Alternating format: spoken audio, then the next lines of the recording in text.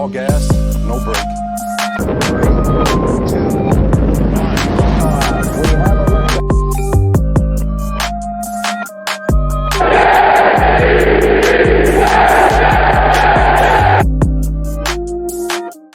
And now we have liftoff. Welcome into the Now We Have Liftoff Newyorkjets podcast. And of course, I'm your host, John June. And of course, have to have my guy here, Frank Jim Piccolo. Frank, what is going on, man? Hey, John, how are we doing today? Man, we got a lot to cover today, bro. We got a lot to cover. Yes, sir. Absolutely. We have to cover some news, some recent news here with our beloved New York Jets. We've also get to have a conversation with D.J Bien Aime of the New York Daily News. So make sure you stick around for that. We also announced the winner of the Wayne Corbett mini helmet in the giveaway. So, excited to do that. First of hopefully many giveaways here on the Now We Have Liftoff New York Jets podcast. And then we obviously have to break down the Carolina versus New York Jets football game that will take place here in week 1. Zach Wilson versus Sam Darnold, the Sam Darnold revenge game, whatever you want to call it. We're not going to call it that here. This is a New York Jets podcast, and so we don't hope Sam Darnold gets any revenge here. But Zach Wilson, Robert Saleh, Frank, how we feeling, man? Man, I'm feeling good. Like, I can't wait to see how both of these guys respond, right? Like, Zach Wilson first full week with a NFL style game plan where he doesn't have to worry about school and whatnot. And can Saleh coach an overall team and not just a defense? No, absolutely. It's going to be exciting to see. I mean, to hear all Saleh's talked about in terms of game management and what his role is on game day and the assistance that he's going to have to make decisions, from whether it's analytics or, having other coaches in the press box, helping him with challenges, all these different things. That's going to be really interesting to see, because we haven't really had a Jets coach that's really thought like that or operated like that.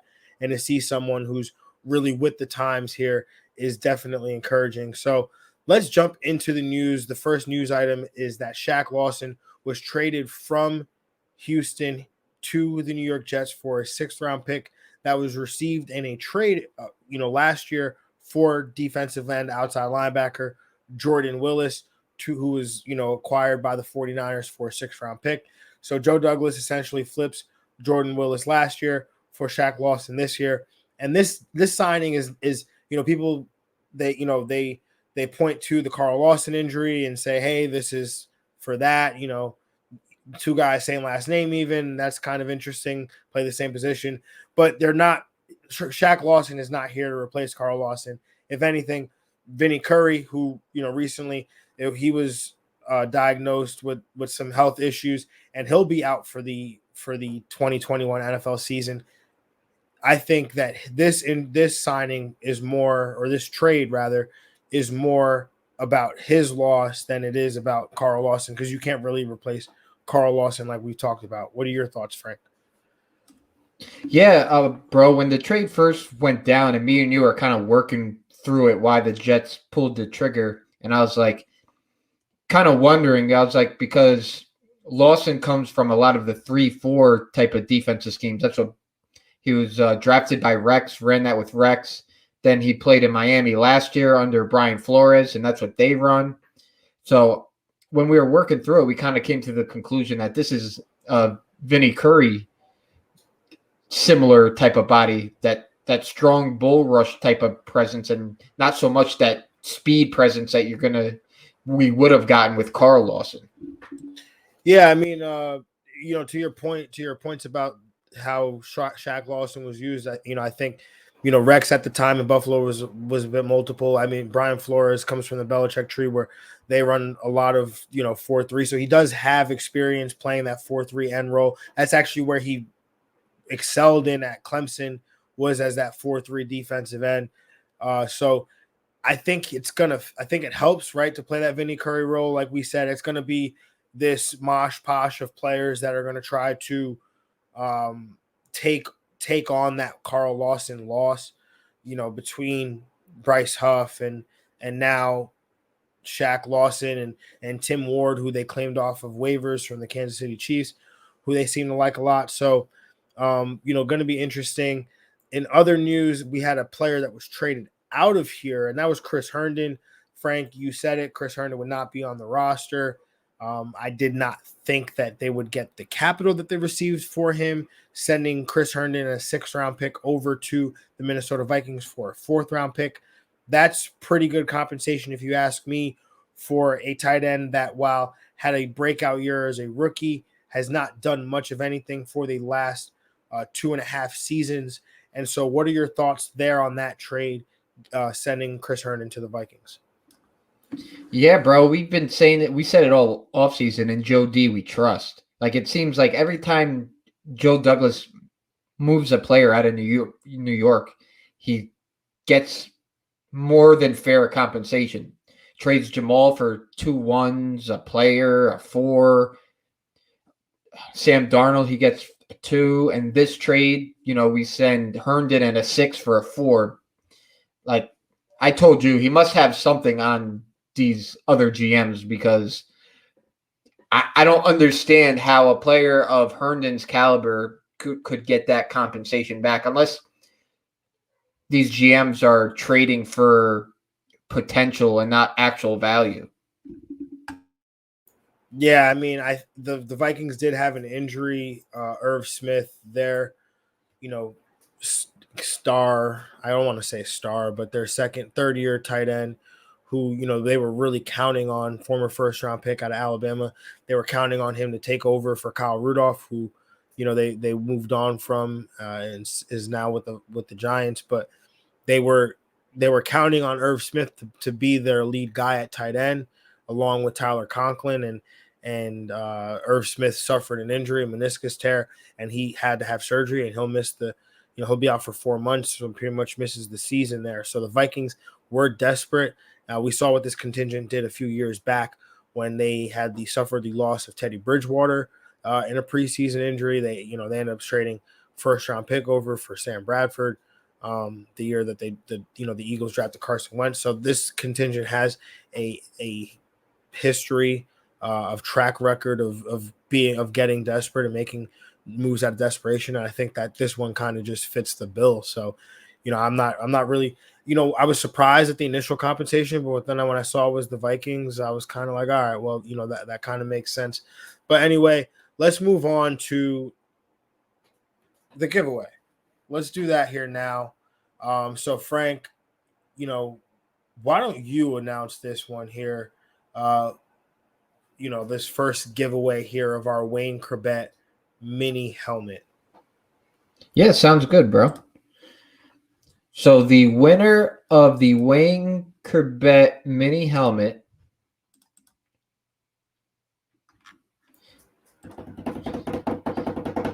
is Mint Sports on Twitter.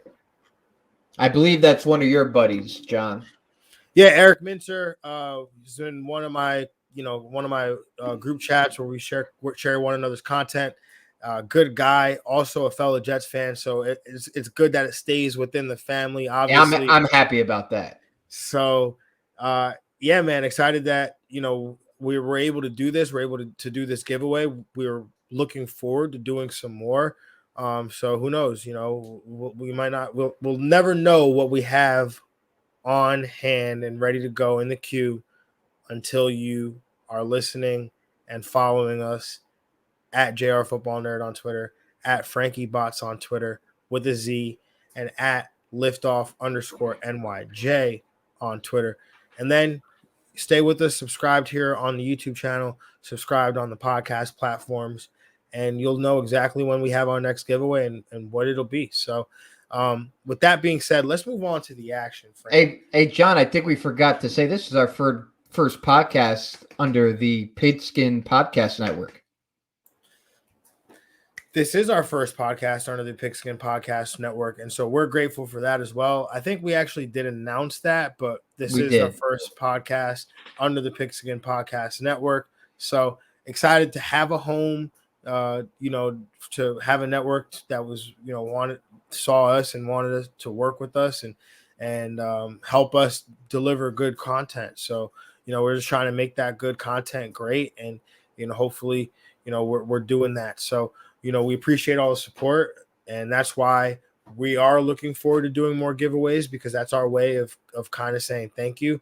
And so, we're just going to continue to, do the best that we can and deliver the best Jets fans podcast that there is in the space. And so, that being said, let's move on to what the Jets fans really came for. And that's to hear us talk about the New York Jets traveling to Bank of America Stadium in Raleigh, North Carolina, to take on Sam Darnold and the Carolina Panthers. And according to DraftKings Sportsbook, the New York Jets are 5.5-point underdogs.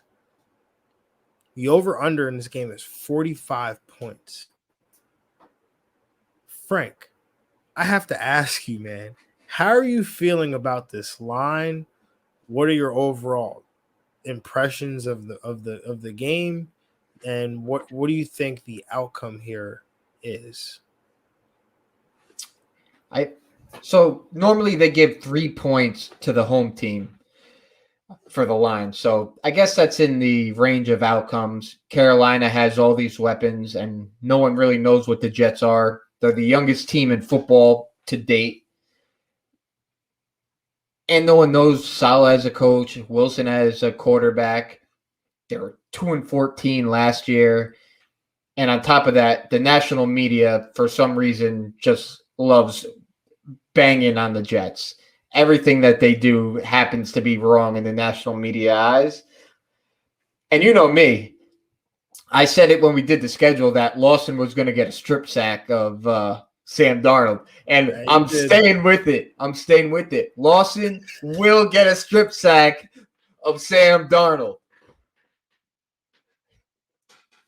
That is, the way that works out in your favor potentially here is could be a good one.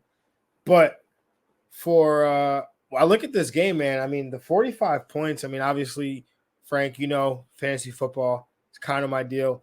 So I am looking at these lines in terms of a fantasy football perspective, and this game is a sneaky good game, right? I mean, the New York Jets secondary, I mean, they're banged up at safety with LaMarcus Joyner. Marcus May is still there, and he's healthy, but Ashton Davis is banged up as well, so they won't have him as he's on IR.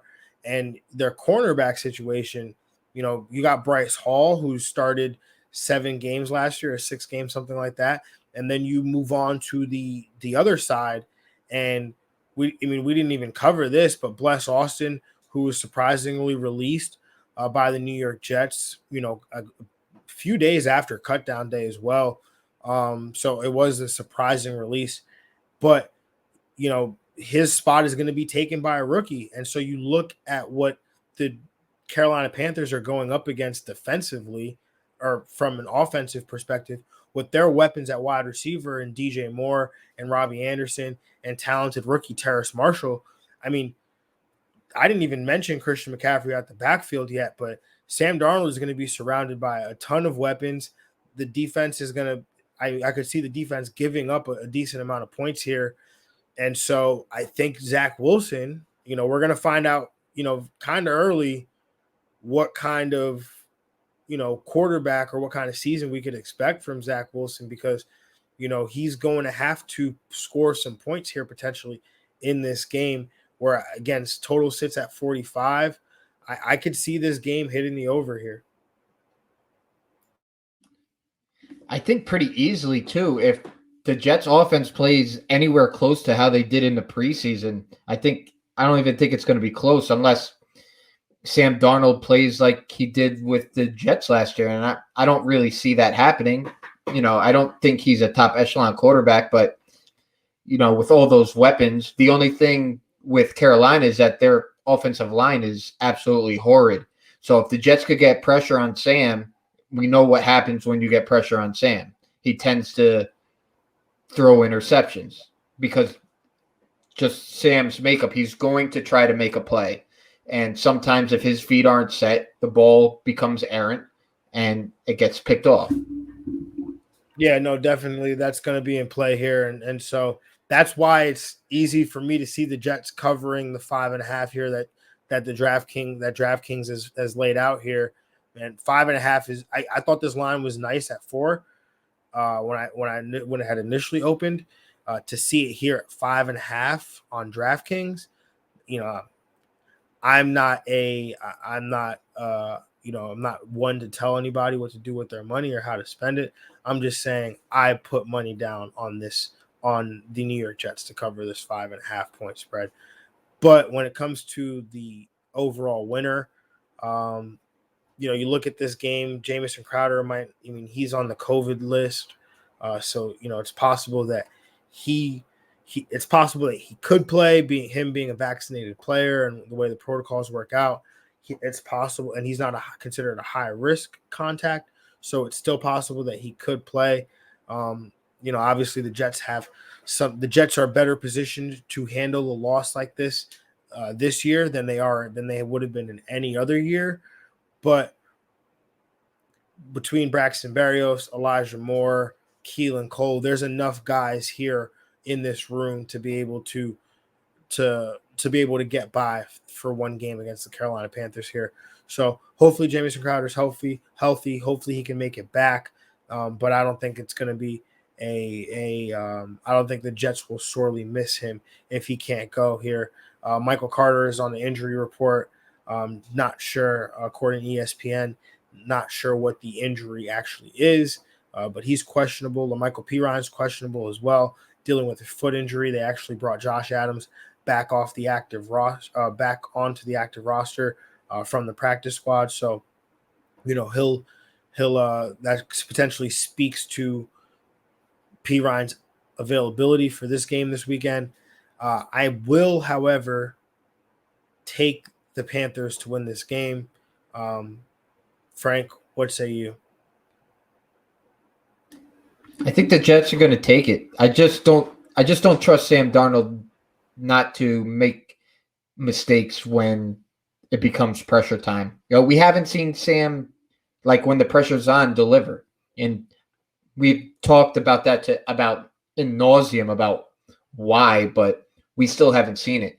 So I'm interested to see when the pressure is on, because I do think this is going to be a close game, to see how Sam reacts. And from what we've seen, I don't think the pressure is going to affect Zach Wilson all too much, being that I think the Jets aren't going to make him do too much. I think they're going to be a lot of run heavy, a lot of screens, a lot of wide receiver screens.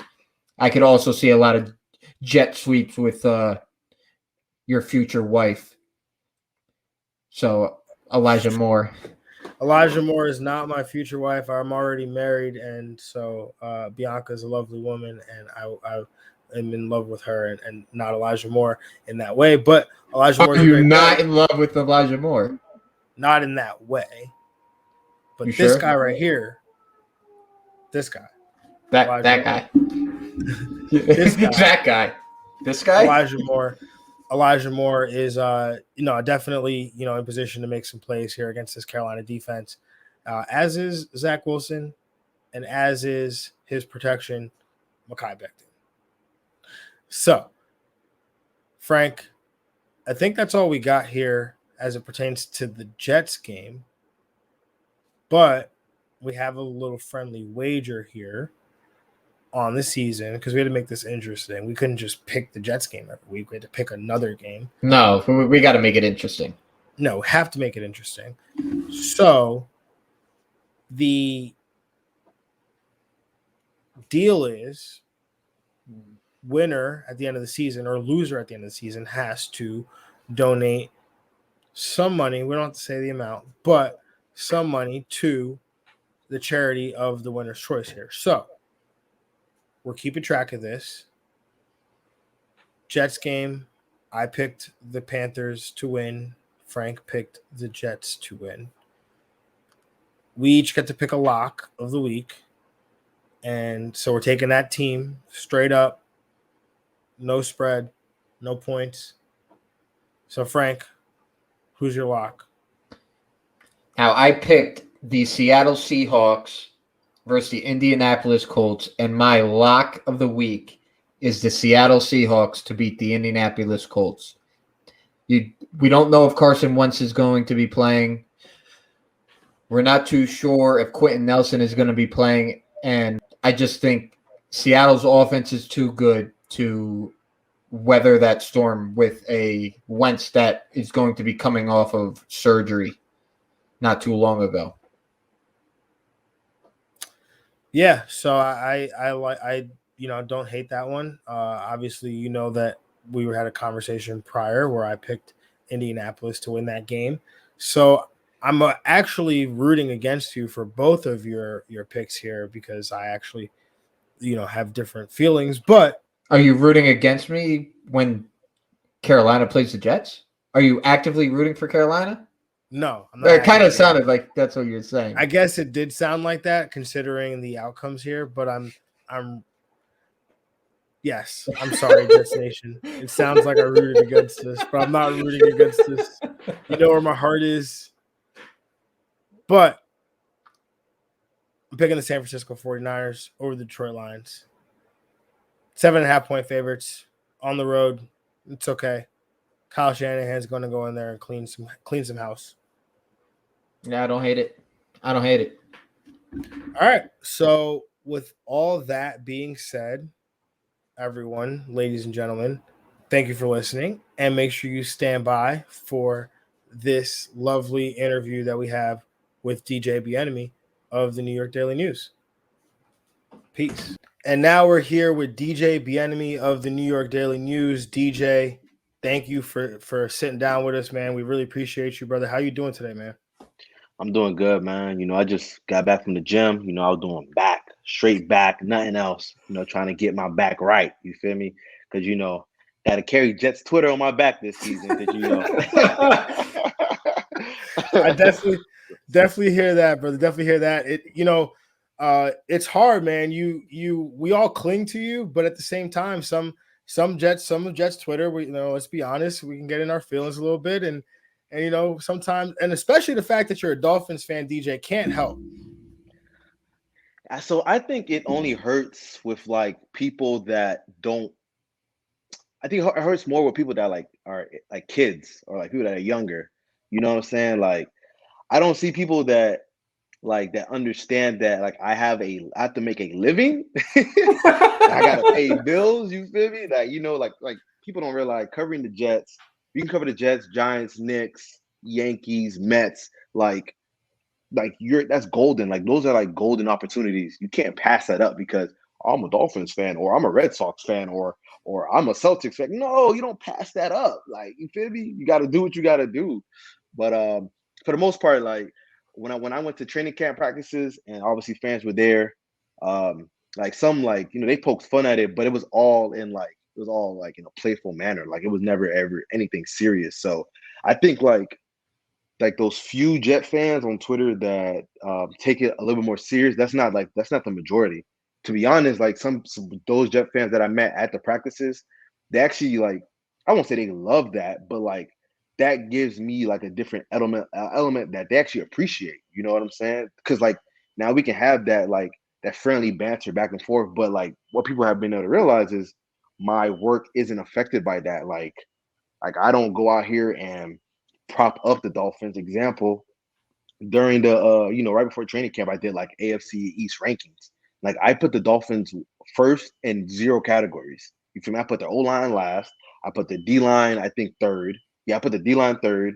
I put their secondary second. I put the receivers second. I put the running backs last. You feel me? I wasn't out there fake propping them up. You know what I'm saying? The work speaks for itself at the end of the day. And I put Tua, I put Tua third. I put him tied for second, but 2A, 2B, and I put them 2B. You feel me? At the end of the day, I'm gonna still be objective at the end of the day. You know what I'm saying? I even put their linebackers third. So it's give or take. So Jets Twitter could be bananas sometimes, though. Yeah, sometimes. But I always say once you lock the phone, it goes away. That's it. Yeah, that one had me rolling for sure. I mean, DJ, the thing we love about you though is that you really talk about the game, and I've heard you. I heard you on the Badlands feed with Joe and Connor and those guys, and talking about how you're gonna let the game tell you the story. You're not going to write the story itself, or go outside of football, because it's really about football. And you're reporting, you're writing, it reflects that. And so we have to ask you about your background. I mean, it's not hard to tell that you played football back in your day just by some of the questions you ask in the press conferences. Yeah, you are from Florida, correct? Yeah, from Miami. From Miami. You were on the University of Louisville track team. Right. So, you seem to be well versed athletically. Why don't you tell us about your background and how you got to covering the Jets today?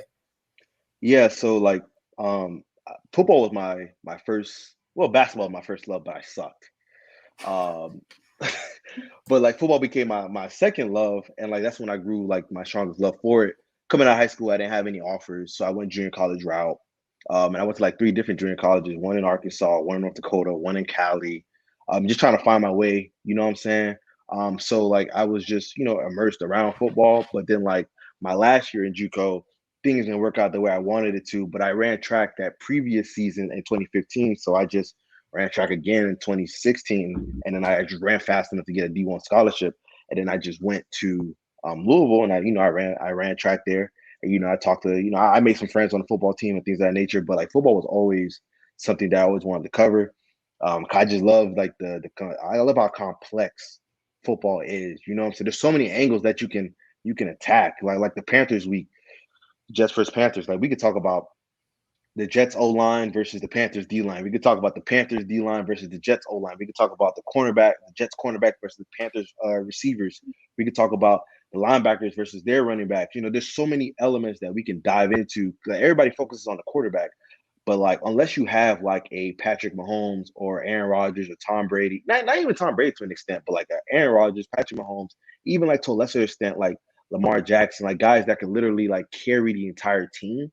Like it really comes down to like what's around the quarterback, and then that's when you usually see like that's usually determines how teams win. Like if a team's good in the trenches and they come with a good game plan to consistently run the ball and play off of that, like play action off of that. Example, the Rams with Jared Goff, boom, they go to the Super Bowl. Then when teams start to catch up to it, then we find out Jared Goff without that running game isn't as good. But there's so many like the fact that it's so complex, like that's what always drew me to that. And I'm like, okay, this is the sport that I want to cover. So after I graduated Louisville, I started like covering Louisville football. So I covered Mekhi Becton's uh his first year playing at Louisville. I covered his first year there. Obviously, we went to school together.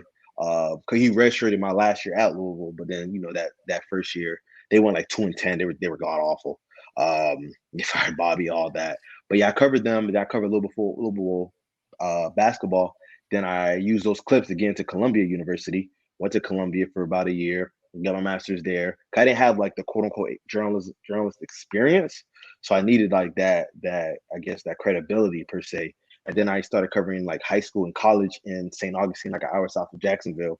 Because in reality, like I was covering high school and a little bit of like D2 basketball, but like they were gonna send me to cover some Jaguar stuff anyway because they knew the Jaguar was gonna be hot in town. That was gonna be something that they cared, like people in the area cared a lot about in St. Augustine, which is like again an hour south of Jacksonville. So I was gonna cover football, pro level, high school, like that was gonna happen. I already had the college experience.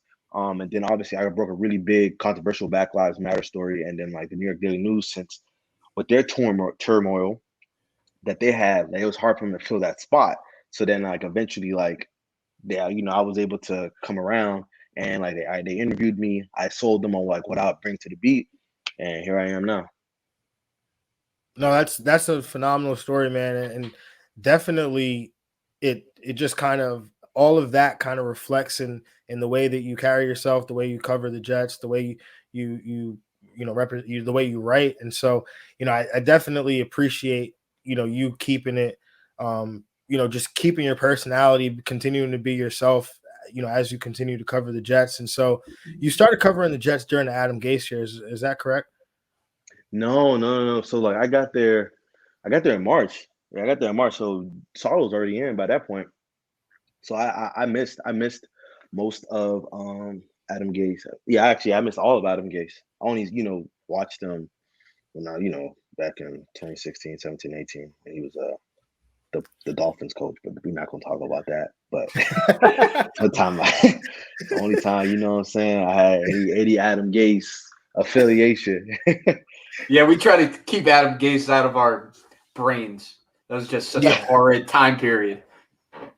Not trying to go through any more pain there. But so I just got to ask you, though, DJ, I mean, being on the outside looking in, and now you are, on the inside, you are on the beat, you're with them every day. What do you think is the biggest difference with the Saleh-led team versus the Jets from 2020?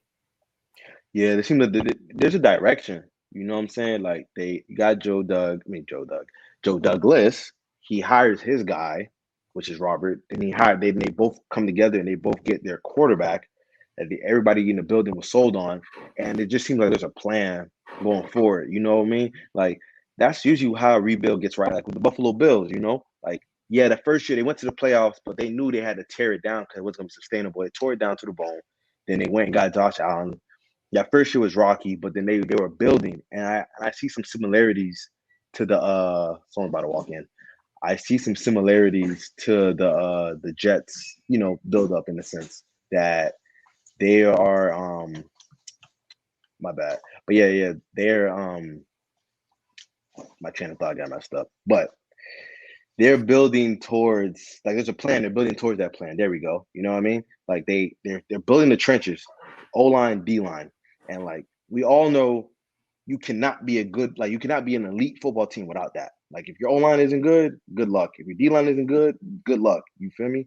So they're building that up, which is why they invested as much as they did in the O-line, which is why they invested as much as they did in the D-line. And there's talent on both sides. Granted, like some of it is raw, like on the left side, like that still needs to be developed. But like Elijah Red Tucker, Mekhi Becton, that's an extremely talented left side of the line. Like even though like during training camp, like we were kind of hard on Mekhi a little bit, and we were just saying what we were saying. At the end of the day, he's still like immensely talented. He can still be a top tier left tackle. Like no matter like what we said, like we all know that's that talent, which is why we kind of held him to that standard. That was more of a standard thing. Like you don't see us criticize Dan Feeney because we know what Dan Feeney is. We don't criticize GBR because we know what GBR is. Not saying GBR isn't good. Like GBR is solid, but like we're not expecting GBR to be this all pro right guard. Like we know Mekhi has all pro left tackle ability, which is why we were I think where we messed up at, we expected him to be that year too, when in reality he has that talent, but he still got to develop to that point. So overall though, I like the way that they're building it. They're building it from the inside out. And I think Zach is in a much, much better position than Sam Darnold ever was. And I think that's going to put them in a good spot long term. Yeah, I mean, Joe Douglas promised Sam Darnold protection and playmakers. Didn't have either one. Zach Wilson gets both apparently here. But obviously everyone's talking about Zach Wilson. Everyone's talking about, the big name players. But who's a player that is probably going to have a bigger impact than Jets fans are probably thinking about? Probably Ty Johnson. Yeah, man. Ty Johnson for sure. Some people thought that it was going to be, Michael Carter, or maybe some thought maybe Tevin Coleman. There were some people that thought, it was going to be Ty Johnson also. But I think Ty Johnson for sure is going to be a very effective running back in this system. And I think that, it's going to be running back by a committee. But right now, it's going to be Ty Johnson, Tevin Coleman, and Michael Carter second. I think Michael Carter could jump into that second slot, but man, like this offense really fits Ty Johnson because like once he finds the hole he wants to go to, whether it's the A gap, B gap, C gap, it don't matter. Once he finds the hole, he can really like explode through it. And granted, like he's not the biggest back, so sometimes when he has to run inside, it might not work out as well for him. Like, a couple of times during the preseason game against the Giants and then the Packers, when it was either the third down or the fourth down, and they, to run the running back dive up the middle, but that wasn't really his fault. Like there was some miscommunication amongst the O-line where like I think the Packers game, I think GVR and I think that might have been Moses. They double team the three tech a little bit too long. Like they were both on him too long before they, went and got the middle linebacker, which is why the linebacker was able to shoot right through the A gap and get Ty Johnson. But overall, though, like that won't be too much of an issue because this scheme isn't going to ask too much of that for him to be running, up the gut and things of that nature. It's going to be, wide zone, and they're gonna, he's going to pick which hole he fits, which hole he likes, and he's going to go through that one. And once he makes up his mind, he can really get north and south, and he's probably the fastest running back that they have. Probably between him and Josh Adams, he's probably the fastest one that they got, and he might not be the most elusive, but like he's like the combination of all the things that they need at that running back spot. So I think he could have, like, am I predicting 1,000 yards? Nah, I ain't predicting all that, but I'm predicting like a really good season for him. Like, I mean, his career had like 200, so I'm predicting like he can get like 7, maybe 8, to be honest, because I do think the blocking, the offensive line run blocking, I think is going to be solid to good at times. Pass blocking, we'll see, but I do believe in their run blocking ability. So I think Ty Johnson is going to benefit off of that. So I just have to ask a follow-up question to that because I am also the host of the Fantasy Football Diagnostics podcast. So I do fantasy. So I got to ask you a question here about Ty Johnson because I've got Ty Johnson littered on rosters. I just need to know, will he play on? How much is he going to play on third down? Is he a threat out of the backfield? That's a really, really good question. My answer is I don't know. All right, well, that's a really good question. That's a really good question because I think Michael Carter is probably like their most, like he's probably their most dynamic running back from a pass catching standpoint. I mean, because he made the most plays during training camp when it came to pass catching situations. So that one we'll see, man. But I know when it comes to first and second down, he's gonna be your guy for sure. He's gonna be your guy. Obviously, him and Tevin Coleman, but we'll see. I mean, yeah, that one we'll see. So if you're in a PR, what's it called, PRP league, PPR, but it's okay. PPR, We'll get you right, he might not be as valuable in that aspect, but he'll still for sure be your he'll be the number one. Okay. Back Okay. for sure. Well, yeah. We don't want to. We got a few more questions here for you. Let's try to get through them here. Frank is going to ask. Yeah, no, I mean, I know. I said like 20, but like we can go a little bit over that.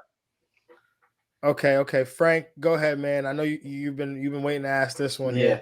So me and John are big fans of Eric Thomas when he talks about knowing what your why is, and it's been said that Zach Wilson's family comes from money.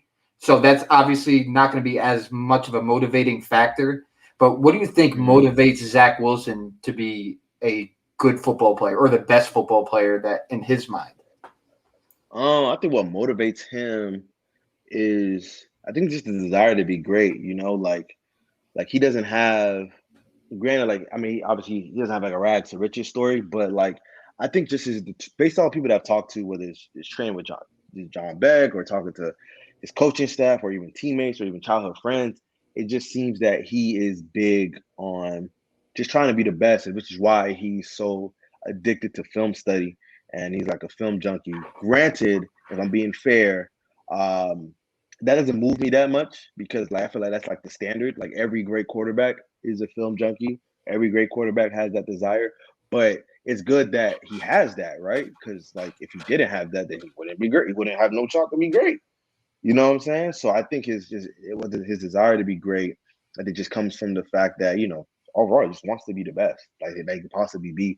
He grew up, idolizing Aaron Rodgers. He is a lot of his game models after Aaron Rodgers. So, I think that just that's what it comes down to. I think that's why he's so much in the film room, and like his IQ is pretty off the charts. I'll give him that. Like his IQ is really off the charts just based off of stuff I've read, the question that he asks the coaches. So. Yeah, that's the best way I can answer that question.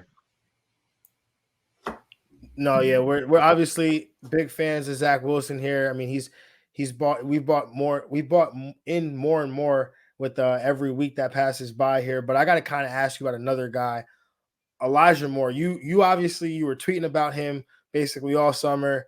I had to turn my tweet notifications on just to see what you were going to say Elijah Moore did next. You drafted him in fantasy recently, so. Yes. How is he? Is he truly special? And what kind of year can we expect from him? Yeah, he's special. He's special. Like that talent is there. Like, because the number one thing I look for a receiver is his separation. Like how much space can he create for the quarterback, and that's his number one trait. And he's fast, so it's not like he's just quick. Like he's not like a Cole Beasley or a Braxton Berrios or a Jameson Crowder type slot where like they can create separation because they're quick, but like they're not that fast. So most of their work is always going to be in intermediate range or like short range. Nah, he can really like get in and out of his breaks, and he could take the top off. Like he could really stretch a defense, bro. I'm talking about like all the time. Like throughout the first before he hurt his quad, he was making a play almost every single day. Like almost every single day. I remember there was one play that will stick in my mind. That just showed how much of a zone he was in. I remember it was during like a move the ball drive, like move the ball period. This is before the scrimmage actually. And I remember it was a play action, and I think Tyler Croft had like an over route, but like, and yeah, he had over route, and Elijah Moore had a post. I think they were like, I want to say 21 personnel. Yeah, they were in 21 personnel, and obviously Tyler had the over, and then like Zach gets pressure, he throws it over Tyler Croft, goes over his head, but Elijah Moore just happens to be right there and hits him dead in the chest, and that just showed like how much of a zone that he was in. Like there were days where it didn't matter who was on him. It could have been Bless, it could have been Bryce, it could have been Brandon Echols. Like guys having good days, they're breaking up passes, they get in front of Elijah Moore, boom. Might as well make the play. I remember another thing. I remember it was like they're doing one-on-ones. I remember it was like the first day. It was the first day they did one-on-ones actually. Bless lines up with Elijah. Elijah beats him off the line, like creates separation, deep ball. Zach underthrows it. They come right back again, and they run the same play again, one-on-one fade route, beats him. This time it's completed. It just didn't matter. And as y'all saw, whether it was through Twitter or maybe y'all at the practice, the day where the first day that Jet fans could be there, and boom, 80-yard touchdown to Elijah Moore. Zach throws a beautiful ball. You know what I'm saying? Like Elijah Moore, his skill set, he has good hands, quick in and out of his breaks, and he's dynamic after the catch, and he's fast, man. Like he's really fast. So this year, I don't know if he'll be like the number one, because at the end of the day, this is a business. Like we always gotta remember that. Corey Davis is getting paid $10 million a year. So they're gonna make sure he gets his, they're gonna make sure he gets his numbers, he gets it, so they can justify why they paid Corey Davis the money. Because then this is a business, so I completely get that. So I think he's gonna put up numbers, and Corey's gonna put up numbers. I think Corey should cross the 1,000-yard mark this year, and I think Elijah should be like around the expectation wise. I think he should be around the 7 to maybe 9, 7 to let's go 7 to 1,000. But if he has a Justin Jefferson year, I wouldn't be shocked. I'd be like, oh, I ain't surprised. What he was doing in training camp, I ain't shocked at all. All right. We got to hurry up before I get a little too excited on the podcast here. We're on YouTube. Try to keep it family friendly. So we got to ask you, Frank's going to ask you this next question, but Frank, why don't you go ahead, man? Sure. The Jets got one of the youngest teams in the NFL. Do you think that the Jets will ultimately benefit from playing all this youth? Benefit long term, yes, absolutely, yes. Perfect example. Do y'all remember the Dolphins in 2019? They played all those young guys. They looked like dog shit, and by the end of the year, they started to look better. They went 5-4 at the end of the year, and then next year they won. They went 10-6. Now we'll see if they can take that next step.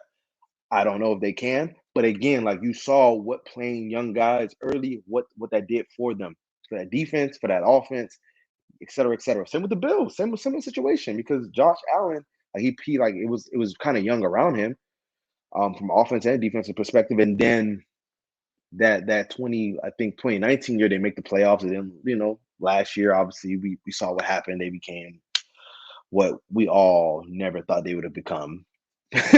But yeah, so I think they're gonna most definitely benefit. You gotta remember, Robert Saleh comes from his first tree is the Gary Kubiak tree, but he also comes from the Pete Carroll tree. Like that's more of his tree. Like, yeah, he has some Kyle Shanahan and he has some Pete Carroll, but he really cut his teeth in when he was in Seattle. So I think, and you remember in Seattle, he was there when they went to Super Bowl back-to-back times. So like we saw what that team was extremely young. Richard Sherman was young. Earl was young. Sherman was I already said Sherman. Russ was young. Like Baldwin was young. So he's seen what that can do long term. And I agree with the approach overall. Like even the cornerback spot, like I remember over the offseason, a lot of people said, "Hey, go get Steven Nelson or go get a cornerback." Like once they in the draft, once they made the decision, we're going to need to focus on building around exactly with our early picks and getting premier talent. I was all right. That's fair because at the end of the day, this rebuild comes down to Zach. So if Zach works out, then like we can worry about everything else later. And I remember people say bring in Steven Nelson, and we saw him at joint practices. He was getting cooked by Elijah Moore. So it's not like he would have made some much of it, like some difference. Because all the spots are young, much more raw. But again, like it wouldn't have been like a significant boost to where like the cornerback spot is still, the cornerback spot is in a better spot. Like let's be real. Like if the Jets had Steven Nelson right now, would you feel comfortable about them going against DJ Moore, Robbie Anderson, Terrence Marshall? No, you would still not be uncomfortable. You would still be uncomfortable. What make you comfortable because you got Steven Nelson, you know what I'm saying, and Bryce Hall to go against Robbie, DJ Moore, and Terrence Marshall. You would be more comfortable. Like you'd be like around the same boat. You'd be a little bit more comfortable, but in reality, you'd be like, that's still a mismatch.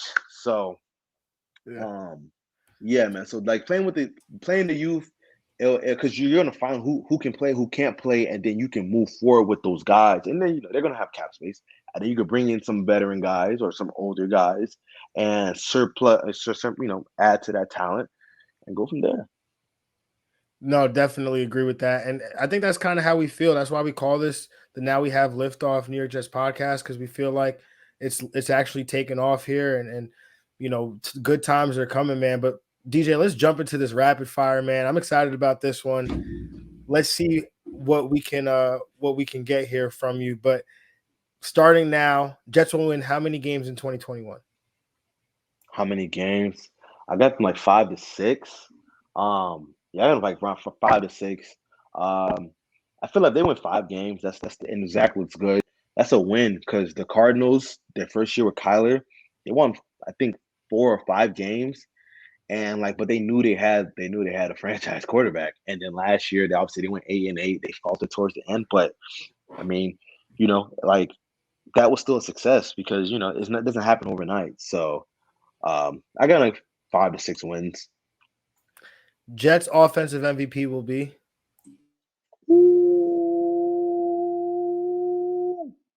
MVP. Okay, so most valuable, I'll go Corey. I think Corey's gonna be able to provide that security blanket that Zach needs game in and game out. So I'll go Corey for sure. I'll go Corey. Jets defensive MVP will be. I mean, I just did a feature on him, so I got to go CJ Mosley. I just did a feature on him, so I got to go CJ Mosley. I feel like he's gonna be able to. I don't think the Jets defense is gonna be good this year because there's just too many holes and not enough talent to overcome those holes at other spots. But I feel like it won't be bad, and it's not going to be bad because you're going to have Quinnen, you're going to have CJ, you're going to have Rankin, you're going to have May, and I feel like CJ is going to be the guy really directing everything. Because think about it, like I mean, I don't think he's the oldest guy on the defense, obviously not, but like he's going to be the most accomplished, the most experienced. Basically, I won't say the best. I think Hughes should be the best player on defense, but like he's going to be able to. He's going to be the vet. He's going to be able to galvanize everybody, and point everybody in the right direction, and at least keep things afloat. Jets' most improved player is. Oh, Ty Johnson. I mean, come on. The guy had 200 yards last year, and he's probably going to have a really good year this year. So most improved player, without a question, is Ty Johnson. It'll be between Ty and Bryce Hall. I got to see Bryce Hall against other guys. But yeah, Ty Johnson for sure. Jets week 1 starting cornerback will be cornerbacks. Man, y'all putting me on the spot. I think Guidry, man. I think based off of what Robert Saleh has said, I think that it's gonna be Guidry. Because I don't think you make that move. I don't think you cut Bless. Because Bless, even though he's not good, I mean Solid is stretching it. But like again, like he has experience, the most experience. and he had a better camp than Echols and Isaiah Dunn. Echols showed more promise, but Echols at the end of the day was always going against number twos. Bless was at the worst was going against number ones, and we saw Isaiah Dunn. Isaiah Dunn usually has good coverage. Like he can press, stay on receivers' hips, get in and out of breaks, get out of his breaks well. But like when it's time to make the play, when the ball's in the air, he struggles. So I think it's going to be Guidry based off of the fact I asked him after the Eagles game, so is there any situation since you think Michael Carter and Guidry are NFL stars, you could throw one of them out there on the outside? And he said, yeah. And now Bless is gone. And think about it. We were like, oh, so it's going to be between Echols or Isaiah. And he was like, oh, no, Guidry's in there too. So they probably just want to see what it looks like. But I think they're gonna go Guidry. If they don't go Guidry, I think they go Echols because they haven't seen Echols against they haven't seen Echols with the ones in a game-like situation. They've seen that with Dunn, and they probably think Dunn still has some more work to do. So, but I'm gonna try to find out before the game. We got two more for you. One's non-football. Best rapper alive. Best rapper alive right now, Kendrick. I mean, on Twitter, I'm gonna say Young Thug though, but on my face is on camera, I gotta say Kendrick. But on Twitter, I'm gonna say Young Thug for sure. More passing touchdowns week 1. Sam Darnold or Zach Wilson? Oh, I think it'd probably be a tie. I think they both probably get like 2.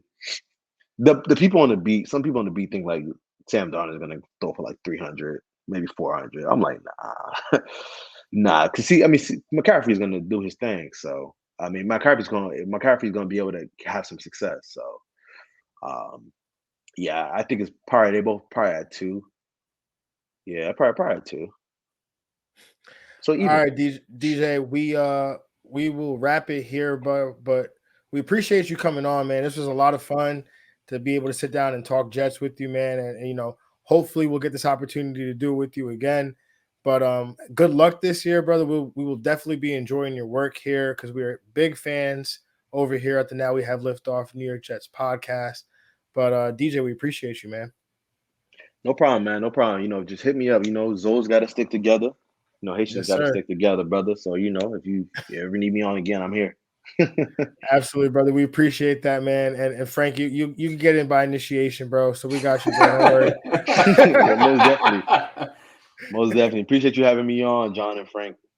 Thanks, DJ. Wait, so Jon, hold on. So Jon, is it Jean or is it John? Jon Jean. Okay. All right. So is it Jean or is it just John?